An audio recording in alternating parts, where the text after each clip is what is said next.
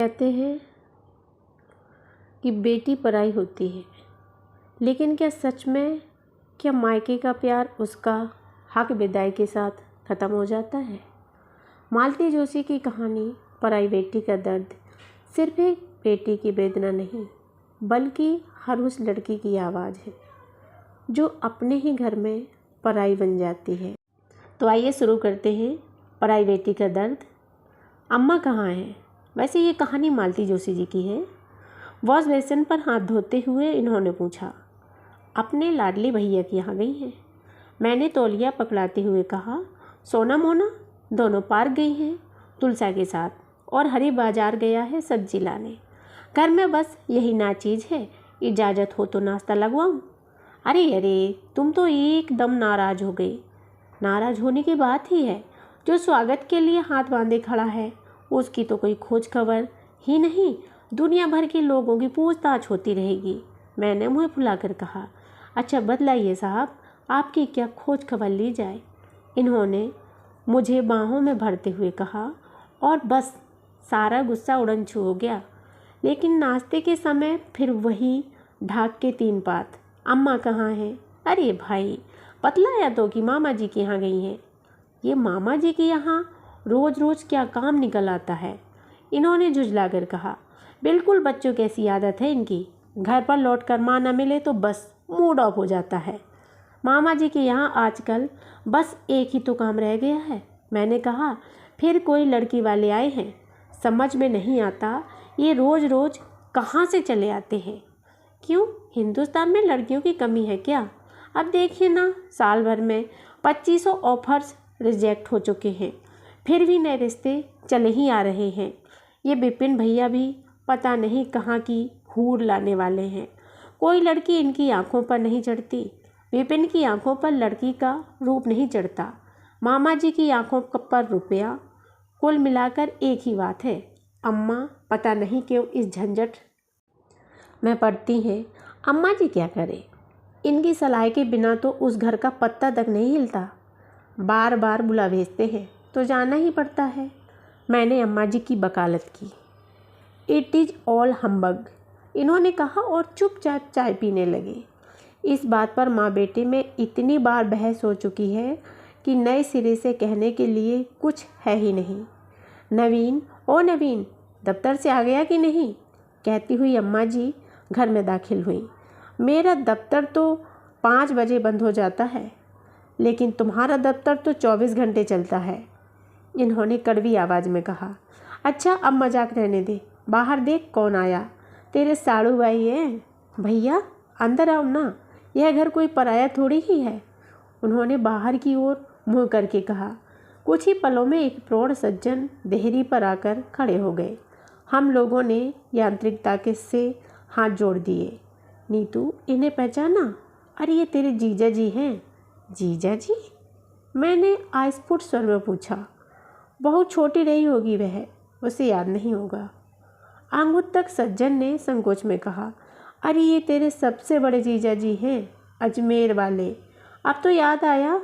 हाँ याद आया, और याद आते ही वितृष्णा से मैंने मुंह फेर लिया। हरी उसी समय बाजार से लौटकर आ गया था और मुझे रसोई में जाने का बहाना मिल गया था। रसोई में आकर मैंने स्मृति की गलियों में उस चेहरे की तलाश की जो मैंने अभी अभी देखा था, पर वह कहीं नहीं मिला। याद आया तो बस एक सजा सवरा दूल्हा जो किसी परिकथा का राजकुमार लग रहा था। उस चेहरे को इस व्यक्ति के साथ फिट करना बहुत मुश्किल हो रहा है। नीतू, क्या क्या सब्जियां लाया है? हरी देखूं तो, अम्मा जी ने रसोई में आकर कहा।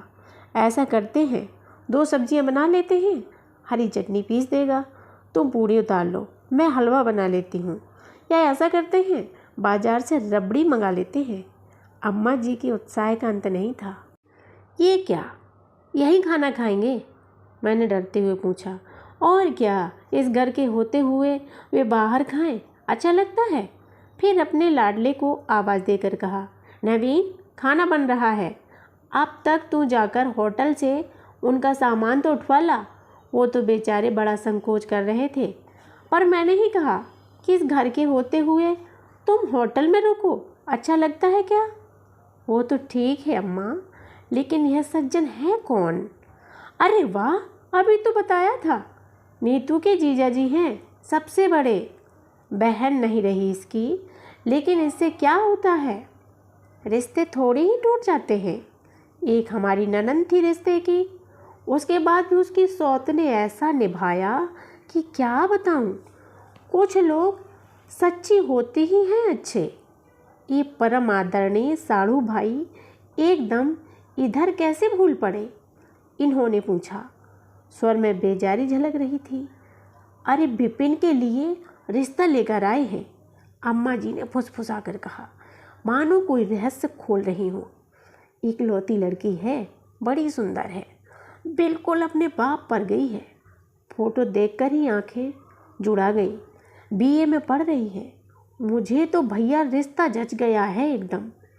हो जाए तब है, जब तुम्हें जच गया है तो हुआ ही समझो, इन्होंने कहा और बाहर चले गए। तो ये वहाँ से विपिन के लिए रिश्ता लेकर आए हैं। तभी तो अम्मा जी का उत्साह फूटा पड़ रहा है और इस विचार के साथ मेरे मन का बोझ काफ़ी कम हो गया। जीजा जी के रूप में इस व्यक्ति की अभ्यर्थना करने का ना तो मुझ में उत्साह था और ना आग्रह। मेरी इस बेरुखी को अपरिचय का संकोच समझकर अम्मा जी ने माफ़ कर दिया था। वे स्वयं यह प्रयत्न करती रहीं कि अतिथि को इस घर में कोई संकोच या झिझक ना हो। खाना भी उन्होंने बड़े प्रेम और आग्रह के साथ खिलाया। सोना और मोना तो बस मेहमान देखकर ही खुश हो जाती हैं। मोछा जी की गोद में चढ़ी उन्हें अपनी तोतली बातों से बड़ी बेतल्लुफी से बोर करती रहीं। ये लेकिन चुप चुप ही बने रहे। संयोग मनुष्य को कहाँ से कहाँ ला देता है। मैंने बिस्तर पर लेटते हुए सोचा, कभी सोचा भी ना था कि एक दिन जीजा जी का अपने घर में इस तरह अतिथि सत्कार करना पड़ेगा। मन में ऐसी इच्छा भी नहीं जागी। सच तो यह था कि दीदी वाला प्रसंग मन से बिल्कुल उतर ही गया था। उस स्मृति में कोई सुख था भी नहीं। अम्मा जी की सचमुच दाद देनी पड़ेगी। 7 पुस्तों की खोज खबर लेने में उन्हें 7 मिनट नहीं लगते। बातों बातों में सब कुछ जान जाएंगी।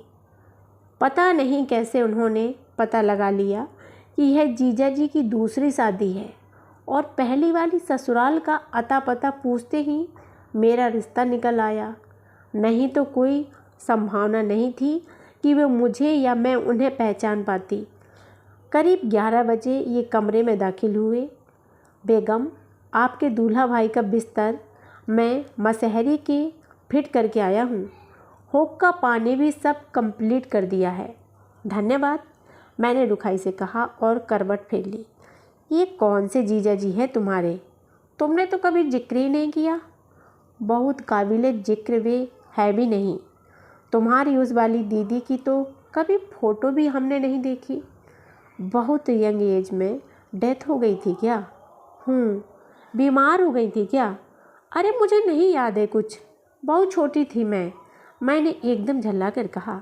सॉरी, इन्होंने कहा और चुप हो गए। बाद में बहुत बुरा लगा मुझे। इतना ऑफ होने की तो कोई ज़रूरत नहीं थी, लेकिन मैं क्या करती। शाम से ही मेरी सहनशीलता की परीक्षा हो रही थी। जीजा जी को देखकर सारी कड़वी स्मृतियाँ फिर परेशान करने लगी थीं और साथ में अम्मा जी का भाषण चलता रहा। पता नहीं कितने उदाहरण गिना डाले उन्होंने, जहाँ लड़की की मृत्यु के बाद भी लोगों ने संबंध बनाए रखे थे। सुनकर उबलने के सिवाय मैं कुछ कर नहीं पाई थी। सचमुच बहुत छोटी थी मैं तब, 7-8 साल की रही होंगी। फिर भी सारी बातें मुझे अच्छी तरह याद है। लेकिन दीदी की मृत्यु का कारण उस समय भी अज्ञात था और आज भी अज्ञात ही है। याद आती है गर्मियों की एक शाम, हम लोग सड़क पर नदी पहाड़ खेल रहे थे। बड़ी बहनें अपनी सिलाई कढ़ाई लेकर बारामदे में बैठी हुई थी। तभी दरवाजे पर एक तांगा रुका और हम लोग विश्वास ही ना कर पाए। तांगे से दीदी उतर रही थी, साथ में जीजा जी भी थे। विस्मय और हर्ष से हम लोगों के पाँव ही फूल गए। दीदी अभी तो गई थी 8 दिन पहले, गौने की धूमधाम अब भी मन में ताज़ा है, मिठाइयों का स्वाद अब भी ज़बान पर है और दीदी की याद से अब भी आंखें डबडबाती थीं। दीदी ने मुझे अंग में भर लिया, तब विश्वास हुआ कि सचमुच दीदी आ गई है। मैंने ठगी सी साथ वाले व्यक्ति को देख रही थी। बारात के समय शेरवानी और साफे में यह व्यक्ति किसी राजकुमार सा लग रहा था और अब नीले सूट में किसी अंग्रेज साहब की तरह। मोहल्ले के सारे बच्चे नए जवाई को देखने के लिए जुड़ आए थे और मैं गर्व से फूल उठी थी। उधर माँ तो जैसे पागल हुई जा रही थी। पहली बार दामाद घर पर आया है, उसकी क्या खातिर करूं, क्या ना करूं, उनकी समझ में नहीं आ रहा था। बस इसी उधेड़ बुन में चकर घिन्नी की तरह रसोई में घूम रही थी, लड़कियों पर झल्ला रही थी। भैया तो पता नहीं बाजार के कितने चक्कर लगा चुका था। बाबूजी जिस समय अंदर आए, माँ कचौड़ी के आलू मसल रही थी। यह सब रहने दो गीता की माँ, इसकी अब कोई ज़रूरत नहीं है। ज़रूरत क्यों नहीं है? वाह, पहली बार वह घर आया है जिसके लिए बना रही हो। वह चला गया है, बाबूजी ने कहा और बाहर चले गए। उनका स्वर, उनकी मुद्रा, सब कुछ ऐसा था जैसे किसी अशुभ की सूचना दे रहे हो। माँ पत्थर होकर बैठी रही। सबसे गले मिलकर रोने के बाद दीदी बहनों से बतिया रही थी। वे भी चौंक कर रह गई। चले कैसे गए? मुझे नहीं ले जाएंगे क्या? उन्होंने फुसफुसा कर कहा और तब माँ एकदम उठकर बाहर गई। मुझे ठीक ठीक बताओ जी, क्या हुआ है? तुमने कुछ कह तो नहीं दिया? कुछ कहने लायक उसने मुझे रखा ही कहाँ है। हम सब लोग जो बैठक के दरवाजे पर सिमट आए थे, बाबूजी की दर्द भींगी आवाज़ से भीतर तक सिहर उठे। उसके बाद बाबूजी ने धीरे धीरे बतलाया कि गीता को हमेशा के लिए यहाँ छोड़ गया है। वह कहता था शादी सिर्फ पिता का मन रखने के लिए की थी, उसका अपना मन तो कहीं और है। बाबूजी कह रहे थे और बड़ी ठसक के साथ मुझसे कह गया है कि मैं अपना फर्ज पूरा करूँगा, हर महीने खर्च बराबर भेजता रहूँगा, इससे ज़्यादा निभाए मेरे बस का नहीं है। तो तुमने क्या जवाब दिया? माँ ने मुझे स्वर में पूछा। मैंने कह दिया कि इतने दिनों तक लड़की इसी घर में पली है, आगे भी उसका खर्च मैं उठा सकता हूँ, तुम्हें तकलीफ़ करने की ज़रूरत नहीं है। बाबूजी शायद आगे भी कुछ कहते, परंतु उसी समय दीदी चीख मारकर बेहोश हो गई और सब लोग उसी ओर दौड़ पड़े। बेचारी दीदी बड़ी उमंग से घर से चली थी अजमेर के लिए। सास ने गृहस्थी के छोटे मोटे सामान बड़े प्यार से साथ में बांध दिए थे। रास्ते में जीजा जी ने कहा था, चलो तुम्हें तुम्हारे माँ बाप से मिलवा लाएं। तब पति की सहृदयता पर वे रीझ उठी थी। खुशी के आवेग में यह भी याद नहीं रहा था कि जयपुर से अजमेर जाते हुए उज्जैन में रुकने की कौन सी तुक है। कुछ समझने बूझने की उम्र नहीं थी मेरी, लेकिन इस छल प्रपंच पर उस उम्र में भी मेरा खून खौल उठा था। उस रात किसी ने मुँह में पानी नहीं लिया। घर में ऐसा सन्नाटा था जैसे किसी की मौत हो गई हो। सुबह उठकर देखा, माँ का रुख एकदम से बदला हुआ है। चाय के समय भैया से उन्होंने कहा, मुन्ना अपने कपड़े ठीक ठाक कर लो, शाम को गीता के साथ जयपुर जाना है। हम लोग सब स्तब्ध होकर देखते ही रह गए। दीदी तो धाड़ मारकर रोने बैठ गई। दीदी अब उस घर में नहीं जाएगी माँ, भैया ने कहा। देख तू अपनी अकल मत चलाया कर, जो कहूँ उसे चुपचाप मान लिया कर। मुन्ना ठीक कह रहा है, बाबूजी बोले।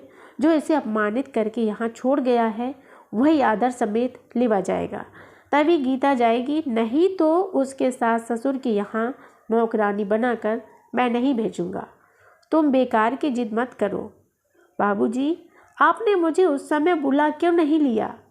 बच्चों की वो खबर लेता कि बस पूछता तो कम से कम कि अब बड़े तीसमार खान बन रहे हैं। उस समय दिलेरी कहाँ गई थी?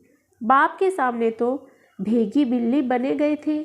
मुन्ना ज़्यादा बकवास मत कर, चुपचाप जाने की तैयारी कर। माँ गुस्से से उफन रही थी। पागल हुई हो क्या गीता की माँ? पागल नहीं आप हुए हैं। अगर आज नहीं भेजा तो इसे फिर कभी नहीं भेज पाएंगे, समझे? भेजने की कोई ज़रूरत भी नहीं है, कह तो दिया, बड़ी शान से की ज़रूरत नहीं है। ऐसा भी कहीं हुआ है? कितने दिन रख पाएंगे हम उसे? कल को लोग 100 तरह के सवाल पूछेंगे, 100 तरह की बात करेंगे, तब किस किस का मुंह बंद करेंगे आप? और ये जो 3-3 मेरी छाती पर मुंह दलने को बैठी हैं, इनका निस्तार कैसे होगा? इन्हें कौन ब्याह कर ले जाएगा? बहुत कठोर थी माँ की बात, लेकिन शायद बहुत व्यवहारिक भी थी, तभी तो किसी से जवाब नहीं देते बना। दीदी तो एकदम पत्थर ही हो गई थी। दिन भर उन्होंने किसी से बात नहीं की, आंखों से एक बूंद भी आंसू बहाए बिना वह शाम को चुपचाप तांगे में बैठ गई। उन्होंने एक बार भी पीछे मुड़कर नहीं देखा। तब क्या पता था कि दीदी इस घर से हमेशा के लिए जा रही है। 2 महीने बाद उनकी मृत्यु की खबर आई थी। बाबूजी और भैया ने माँ को आड़े हाथों लिया था। दुख के आवेग में वे कहनी अनकहनी सब कह गए थे। माँ ने चुपचाप सब सुन लिया था। माँ ने तो केवल माँ का कर्तव्य भर किया था। दीदी की हत्या जिसने की थी वह भला आदमी मेहमानों वाले कमरे में मज़े से सो रहा है और उसके आतिथ्य का अनचाहा कर्तव्य मुझ पर आ पड़ा है। एक गहरी उसास लेकर मैंने करवट बदली। देखा ये चित लेटे सीलिंग फैन को देख रहे हैं। कुछ क्षण पहले वाला अपना व्यवहार याद करके बहुत गिलानी हो आई। उनके बालों में उंगलियां फिराते हुए मैंने प्यार से पूछा, सोए नहीं अभी? नींद ही नहीं आ रही है। सिर में तेल डाल दूं? अरे नहीं, इसकी ज़रूरत नहीं है। दरअसल नीतू, मैं बहुत सोच में पड़ गया हूँ। ऐसी कौन सी समस्या आ गई है? विपिन की शादी की। मुझे डर लग रहा है कि यह रिश्ता पक्का हो जाएगा तो यह तो खुश होने की बात है। तुम विपिन को ठीक से जानती होती तो ऐसा नहीं कहती। मैं तो उसे बचपन से जानता हूँ। कोई ऐब, कोई व्यसन ऐसा नहीं है जो उसने ना किया हो। उसके अफेयर्स को लेकर तो 2-4 हॉट बुक्स लिखी जा सकती हैं। उसके दोस्तों को देखोगी तो तुम गस खा जाओगी। जो भी उसकी ज़िंदगी में आएगी काबिले रहम होगी। फिर ये तो तुम्हारी बहन की लड़की है। इन्होंने बड़ी भावुकता से कहा। आप बेकार परेशान हो रहे हैं। एक तो वह मेरी बहन की लड़की नहीं है, दूसरी लड़की वाले खुद छानबीन कर लेते हैं। यही तो तुम नहीं समझती। लड़की वाले मकान देखते हैं, दुकान देखते हैं, इकलौता लड़का देखते हैं, उसकी LLB की डिग्री देखते हैं और बस रिझ जाते हैं। यह समझाना बड़ा मुश्किल है कि इस घर में लड़की देना उसे कुएं में ढकेलने के समान है। इसीलिए तो मैं चाहता हूँ अम्मा इन झमेलों में ना पड़े। पर विपिन तो जैसे उनकी आँख का तारा है, इसके सारे गुण जानती है, लेकिन बड़ी शांति से कहती है, शादी हो लेने दो, सब ठीक हो जाएगा। क्या खाक ठीक हो जाएगा? विपिन के बारे में बहुत विस्तार से नहीं जानती थी मैं। फिर भी वह व्यक्ति कुत्सित प्रवृत्ति का है, यह पहले ही दिन जान गई थी। उसके सामने मैं यथासंभव नहीं पड़ी थी। अम्मा जी का वह बहुत लाडला है, पर फिर भी वे मुझे उसकी छाया से बचाए रखती थी। इसके बावजूद भी जब जब उसकी दृष्टि मुझ पर पड़ती थी, भय की एक बर्फानी लहर शरीर में दौड़ जाती थी। मैंने यह सुन रखा था कि उस घर में कोई मेहरी, कोई मिसरानी ज़्यादा दिन नहीं ठहरती थी। अड़ोस पड़ोस की औरतें सिर्फ कारण विशेष पर ही वहाँ जाती थीं। रिश्तेदार अपनी बहू बेटियों को वहाँ भेजने में कतराते थे। यह भी सुना था कि मामा जी अपने समय में काफ़ी प्रसिद्ध थे और अब विपिन उन्हीं की परंपरा को निभा रहा है। मेरी आंखों के सामने मामी जी का सूखा दुबला चेहरा घूम गया। पति के आतंक की परछाई उनकी आंखों में साफ झलकती है।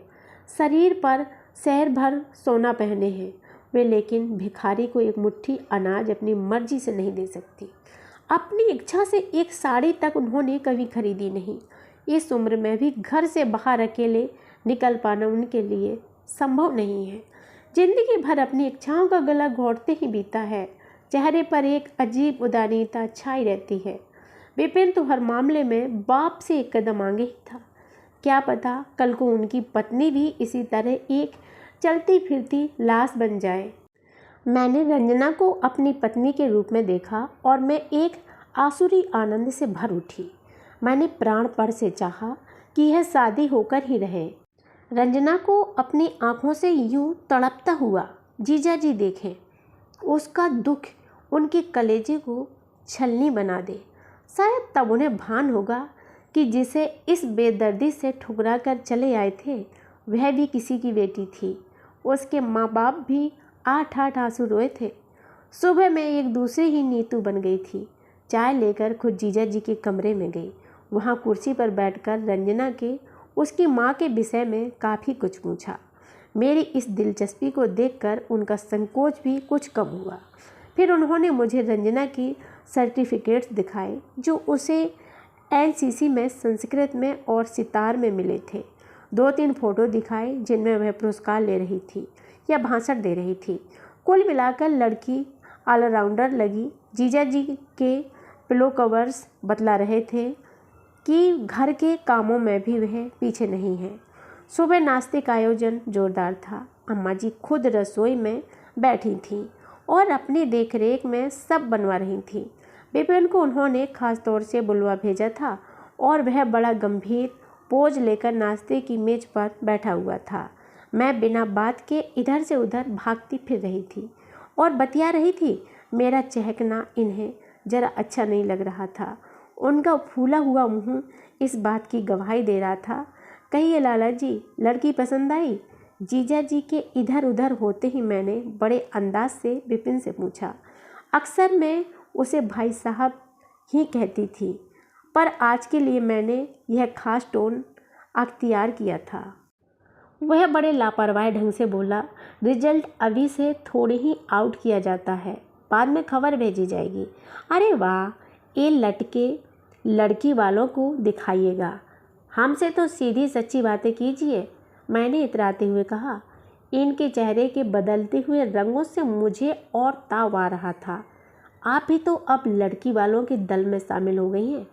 ओह नो, हमारा भाभी वाला रिश्ता भुला मत बैठना भैया, यह तो घाटे का सौदा हो जाएगा।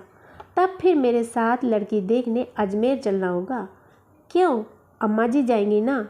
अरे नहीं, बुजुर्गों के साथ कोई फ्रीडम नहीं रहती। शादी के बाद वैसे भी तुम्हारी फ्रीडम ख़त्म हो जाएगी, अभी से आदत डालो, इन्होंने व्यंग्य किया। अरे नहीं भाई साहब, अपनी आज़ादी में कोई खलल नहीं डाल सकता, उसने उसी लापरवाह अंदाज में कहा। सो तो पता लग जाएगा, मैंने चुटकी ली। थोड़े दिन ठहर जाइए, एक कदम चीखें। अब बकवास बंद करो और रसोई की ओर देखो, आज छुट्टी नहीं है। अपमान का घूंट पीकर मैंने रसोई का रुख किया। खाने का तो बहाना था, इतने हैवी नाश्ते के बाद दाल रोटी कौन खाता? मुश्किल से 2 कौर खाए होंगे, लेकिन ताम झाम तो सारा मुझे करना ही पड़ा। दफ्तर गए भी ऑफ मूड में थे, लौटने के बाद भी देखा मुँह उसी तरह सूजा हुआ है। अम्मा कहाँ हैं? मंदिर गई हैं। परम पूज्यनीय जीजा जी कहाँ हैं? मामा जी के यहाँ गए हैं। सोना मोना हरी के साथ बाजार गई है। सोना को शुक्ला परिवार अपने साथ तिघरा बंद ले गया है। चाय अभी मिलेगी या परम आदरणीय जीजा जी के लिए रुकना होगा? उत्तर में मैंने चाय नाश्ता टेबल पर लगा दिया। चाय पीकर रोटते हुए बोले, माननीय जीजा जी की कब तक लौटने की संभावना है? अम्मा का आदेश है शाम को उन्हें घुमा लाऊं। इस बात का मुझे जवाब नहीं देना पड़ा। जीजा जी खुद ही उपस्थित हो गए थे। वे लोग घूम घाम कर लौटे। उस समय खाना वाना बनाकर मैं आंगन में चारपाई पर बैठी मीना को सुलाने का यत्न कर रही थी। सोना नहीं लौटी अभी तक, 8:30 हो रहे थे। अरे मैंने तो पता नहीं कब से घड़ी ही नहीं देखी। बड़ी अच्छी आदत है यह, सब तरह की चिंताओं से मुक्ति मिल जाती है। क्या हो गया भाई? गुसल खाने से निकलते हुए जीजा जी ने हंसकर पूछा। लड़की को भेज दिया है, अड़ोसी पड़ोसियों के साथ, और खुद आराम से बैठी हुई हवा खा रही हैं। मैंने क्यों भेजा होगा? आपकी अम्मा बैठी हैं अभी घर में। मुझे भी ताव आ गया था। क्या हो गया है रे? क्यों दिया बत्ती की बेला चक चक कर रहे हो? पूजा घर से निकलते हुए अम्मा जी ने पूछा। ये दिया बत्ती की बेला है पूजनी अम्मा जी, इस समय 8:30 बज रहे हैं। तो क्या? छोकरी को कहाँ भेज दिया? अभी तक पता नहीं है। अरे तो आ जाएगी, इतनी चीख पुकार क्यों मचा रहे हो? मिसेस शुक्ला के बहनों ही आए हुए हैं ना। आजकल रोज़ कहीं ना कहीं घूमने का प्रोग्राम होता है। आज तिगरा गए हैं, वे जहन्नुम में जाएं, मुझे क्या करना है। लेकिन सोना को भेजने की क्या ज़रूरत थी? वहाँ पानी के किनारे उछल कूद मचाएगी, कौन उसे देखेगा? वहाँ सब लोग अपनी मौज में होंगे। सच अम्मा, कभी कभी तुम कमाल करती हो। भैया सठिया गई हूँ ना, इसीलिए ऐसा हो जाता है। अम्मा जी ने गुस्से में कहा। फिर मुझसे बोली, छोकरी को दे मेरी गोद में और खाना लगा तो मेहमानों की भूख प्यास का तो ख्याल किया करो। दरअसल उन्हें मेहमानों के सामने इस तरह की चक अच्छी नहीं लग रही थी। खाना खाते समय भी इनका बड़बड़ाना जारी था। वहाँ गिरने का खतरा है, वहाँ कीड़ों का डर है, वहाँ ठंडी हवा चलती है। जीप में ठूस कर भरे हुए बच्चों में से कोई पीछे गिर भी जाए तो पता नहीं चलेगा। शुक्ला जी के चारों शहजादे जीप चलाने का शौक़ रखते हैं, कहीं उन्होंने बेड़ा गर्क ना कर दिया हो।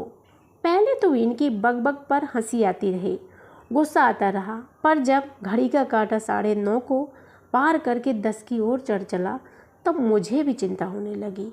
अजीब अजीब ख्याल आने लगे। लगा ज़रूर कुछ ऐसा वैसा हो गया है, तभी वे लोग लौटे नहीं हैं। नहीं तो तिगरा तो इतनी दूर नहीं है। मुझे पानी, जंगल, जीप, सुनसान सड़क सभी जगहों से संबंधित दुर्घटना याद आने लगी और लगा कि बस अब रो ही पड़ूंगी। कुछ गरम पहना कर भी भेजा है या यूं ही रवाना कर दिया है।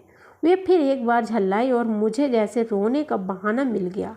नवीन, तू चुप नहीं करेगा? तेरी बिटिया हमारी भी कोई है और जिनके साथ गई है वे भी बाल बच्चेदार लोग हैं। अपने से ज़्यादा ख्याल रखेंगे उसका, अम्मा जी ने डांटा। सचमुच सोना को शुक्ला जी के यहाँ घर से भी ज़्यादा लाड़ प्यार मिलता है। उनके चारों लड़के भी लड़के हैं, इसलिए सभी लोग उस पर अपना दुलार बरसाते हैं। यही वजह है कि वह भी उनके साथ हर कहीं जाने के लिए तैयार हो जाती है। पर यह सारी बातें इस समय जरा भी सांत्वना नहीं दे रही थीं। अम्मा जी बातें इतनी धीरज की कर रही थीं, लेकिन मन में वे भी घबरा गई थीं। 100 लोढ़े बारामदे में बैठी वह हर आने जाने वाली गाड़ी को बड़ी आशा से देख रही थी। करीब 11 बजे दरवाजे के सामने एक स्कूटर रुका। मिस्टर एंड मिसेस शुक्ला उसमें से उतरे। सोना मिसेस शुक्ला की गोद में सो रही थी। उसने बंटी का कोट पहना हुआ था जो उसके घुटने तक आ रहा था। कानों पर शायद शुक्ला जी का रुमाल बांधा हुआ था। वे लोग अपनी गाथा सुनाते रहे, पर मुझे कुछ सुनने का होश नहीं था। मैंने झपट कर सोना को गोद में ले लिया था और अपने कमरे में चली गई थी। नीतू, अम्मा जी ने आवाज़ दी, आप लोगों के लिए चाय तो बना दें झटपट? नहीं नहीं, अभी रहने दीजिए, सब लोग वहाँ वेट कर रहे होंगे, शुक्ला जी ने उठते हुए कहा। सब लोग क्या अभी वहीं हैं? मैंने पूछा। नहीं, रास्ते में हैं, गाड़ी खराब हो गई थी, बाई चांस मेरा एक फ्रेंड उधर से पास हुआ, उसी का स्कूटर उधार लेकर आए हैं। हमने सोचा आप लोग परेशान हो रहे होंगे, अब यहाँ से मैकेनिक वगैरह का इंतज़ाम कर ले जाएंगे। वे लोग मना करते रहे, पर अम्मा जी ने ज़बरदस्ती चाय बनवाकर थर्मस में भर दी। नाश्ते का थोड़ा सा सामान और गरम शॉल और चादरें भी साथ दे दी। हमारी असुविधा के लिए बार बार क्षमा याचना करते हुए वे लोग चले गए। उनके जाते ही अम्मा जी बोली, देखो मैं कहती ना थी, तुम लोग बेकार परेशान हो रहे हो, जो लेकर जाता है उसको भी तो कुछ चिंता होती है। अरे भाई, अपने बच्चों से ज़्यादा पराए बच्चे का ख्याल रखना पड़ता है। फिर जीजा जी की ओर मुड़कर बोली, सच कहती हूँ भैया, अपने बच्चे तो कैसे भी पाल ले कोई, पर दूसरे के बच्चों की जिम्मेदारी बड़ी बिकट होती है। अब तुम्हें क्या बताऊँ, मेरी लड़कियाँ कैसे बड़ी हो गईं कुछ पता ही नहीं चला। पर यह जो तुम्हारी साली है ना, इसे छींक भी आ जाती है तो डॉक्टर के यहाँ दौड़ी जाती हूँ मैं। क्यों रे, मैं झूठ तो नहीं बोल रही? लेकिन ये आखिरी बात जिनसे कही गई थी वे अब गुमसुम से बैठे हुए थे। पिछले 3-4 घंटों से अविराम बोलकर मानो अब थक गए थे। अजीब सा स्वभाव है इनका, जितने ज़्यादा नर्वस होंगे उतने ही बकझक करते रहेंगे। अम्मा अपने बेटे की इस कमजोरी को खूब जानती थी। उनके सिर पर प्यार से हाथ फेरते हुए बोली, चल उठ, सो जाकर अब, इतना घबराता है कोई? अरे लड़की के माँ बाप को तो पत्थर सा कलेजा रखना पड़ता है। जरा सी देर में तूफान खड़ा कर दिया तुमने। कल को ससुराल जाएगी तो पता नहीं क्या करोगे तुम लोग। रात बिस्तर में लेटे हुए भी अम्मा जी की यही बातें कानों में गूंज रही थीं। रोज़ उनके पास सोने वाली सोना आज हम लोगों के बीच में सो रही थी और हम दोनों प्यार से उसका शरीर सहला रहे थे। पूरे 12 घंटे वह बाहर रही थी और उतनी सी देर में हम लोग बौखला उठे थे। कहनी अनकहनी पता नहीं क्या क्या कह गए थे। अब याद करके भी हंसी आ रही थी। कैसे पत्थर दिल होते होंगे तुम लोगों के माँ बाप, जो हमेशा के लिए तुम्हें दूसरे के यहाँ भेज देते हैं। इन्होंने कहा, ऐसे पत्थर दिल ना हो वो लोग तो आप लोग जिंदगी भर कुंवारे ही रह जाओगे। मैंने कहा और हम दोनों हंस पड़े। मैं तो अपनी लड़कियों की शादी नहीं करूँगा। वाह, शादी क्यों नहीं करेंगे? यूँ कहिए कि घर जमाई रख लेंगे। और नन्ही सी सोना दुल्हन बनकर बार बार मेरे सपनों में आई। उस रात ठीक काबुली वाला की मिनी की तरह लग रही थी। लाल साड़ी में लिपटी हुई गुड़िया सी अपनी कल्पना से ही रचकर पता नहीं कितने दूल्हे मैंने उसकी बगल में खड़े करके देख लिए, लेकिन एक भी मुझे उसके योग्य नहीं लग रहा था। सोच रही थी कहाँ से राजकुमार लाऊं अपनी गुड़िया के लिए, और ठोक बजाकर देखा हुआ घर भी अगर निकम्मा निकल गया तो कल्पना का ही खेल था सारा। लेकिन तब भी भय से पसीना पसीना हो उठी। बिस्तर ही में उठकर बैठ गई मैं।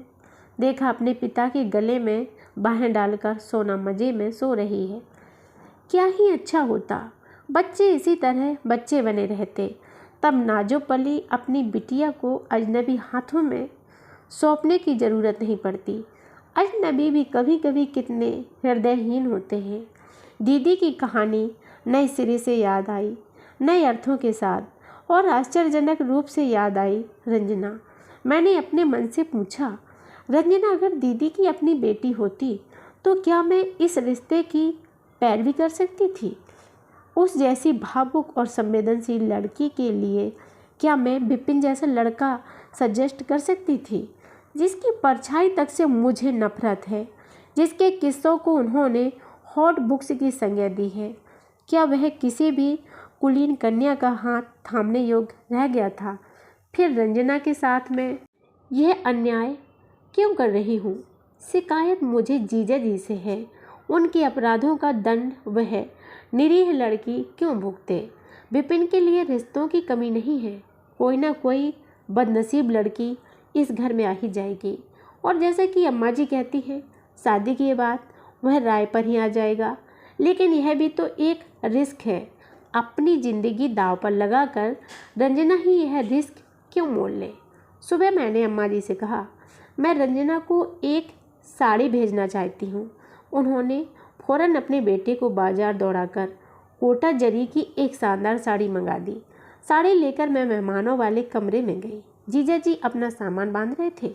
जीजा जी, यह साड़ी रखिएगा, रंजना की शादी पर मेरी ओर से अग्रिम भेंट। अरे इस फॉर्मेलिटी की क्या ज़रूरत थी? और अब तुम विपिन बाबू के साथ आ रही हो ना अगले हफ्ते, तब खुद ही दे देना। अच्छी तरह रिकमेंड करना भाई रंजना का केस। वैसे तुम्हारी वजह से मैं बहुत निश्चिंत हो गया हूँ। रंजना इस घर में आएगी भी तो उसे अकेलापन नहीं खलेगा। घर वर आपको बहुत भा गया लगता है। हाँ भाई, अच्छा तो है, पर अपनी दाल गल जाए तब है, इसलिए तो तुम्हारी खुशामद कर रहा हूँ। वे हंसकर बोले। इन 2 दिनों में वे मुझसे काफ़ी घुल गए थे। जीजा जी, विश्वास कर सको तो एक बात कहूँ, रजनी अगर मेरी अपनी बेटी होती तो मैं ये रिश्ता कभी नहीं मंजूर करती। क्या कह रही हो? इस घर की बहू हूँ मैं। ज़्यादा तो कुछ नहीं कह पाऊँगी, लेकिन इतना जान लीजिए कि दुनिया में रुपया पैसा ही सब कुछ नहीं है। रुपये पैसे के साथ कई अलायम बलायम भी जुड़ जाती हैं। यह तो आपको भी मालूम ही होगा। इससे ज़्यादा कुछ नहीं कहा मैंने। मेरी बात का वे विश्वास कर ही लेंगे, यह आशा कहाँ थी।